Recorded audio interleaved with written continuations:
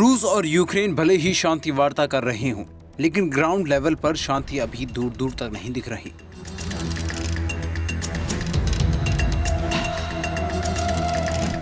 युद्ध शुरू हुए 1 महीने से ज्यादा समय हो गया है, लेकिन अब तक कई बार इसे रोकने की असफल कोशिश की जा चुकी है।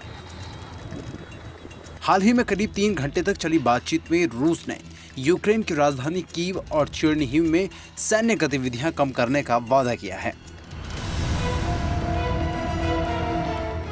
हालांकि उन्होंने मारियुपोल, सुमी, खार्किव, खेर्सन और माइकोलेव में हो रहे तेज हमलों को लेकर कोई भी जिक्र नहीं किया। फिर भी यूक्रेन के राष्ट्रपति व्लादिमीर जेलेंस्की ने बातचीत को पॉजिटिव सिग्नल बताया है। क्या पुतिन जेलेंस्की में बात हुई है? रूस और यूक्रेन के बीच हुई अब तक की किसी भी बातचीत का कोई नतीजा नहीं निकला था, लेकिन हाल ही में हुई बातचीत में 2 बड़ी बातें निकलकर सामने आई हैं।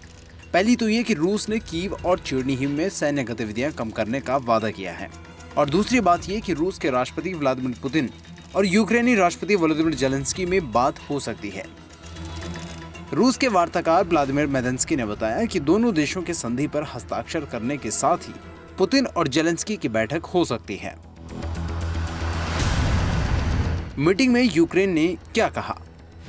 यूक्रेन ने रूस के सामने कुछ प्रस्ताव रखे। रूस से कहा गया कि अगर सुरक्षा की गारंटी मिलती है तो यूक्रेन किसी भी सैन्य संगठन में शामिल नहीं होगा और न ही अपने यहाँ दूसरे देश को मिलिट्री बेस बनाने की अनुमति देगा। इसके अलावा क्रीमिया के मसले को भी द्विपक्षीय वार्ता से सुलझाने का प्रस्ताव रखा गया। तो क्या अब रूस यूक्रेन की बात मानेगा? रूस के वार्ताकार मेदेंस्की ने बताया कि यूक्रेन के प्रस्तावों पर स्टडी की जाएगी और राष्ट्रपति पुतिन के सामने पेश करेंगे। मेदेंस्की ने कहा कि हमें अभी भी एक लंबा रास्ता तय करना है। क्या शांति समझौता रूस की एक चाल है?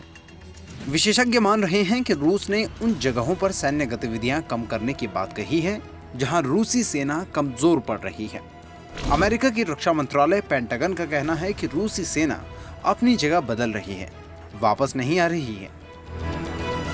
वहीं यूक्रेन के राष्ट्रपति व्लादिमीर जेलेंस्की ने रूस पर भरोसा न करने की बात भी कही है। जेलेंस्की ने कहा कि बातचीत भले ही सकारात्मक रही हो, लेकिन इससे रूसी हमले शांत नहीं होंगे।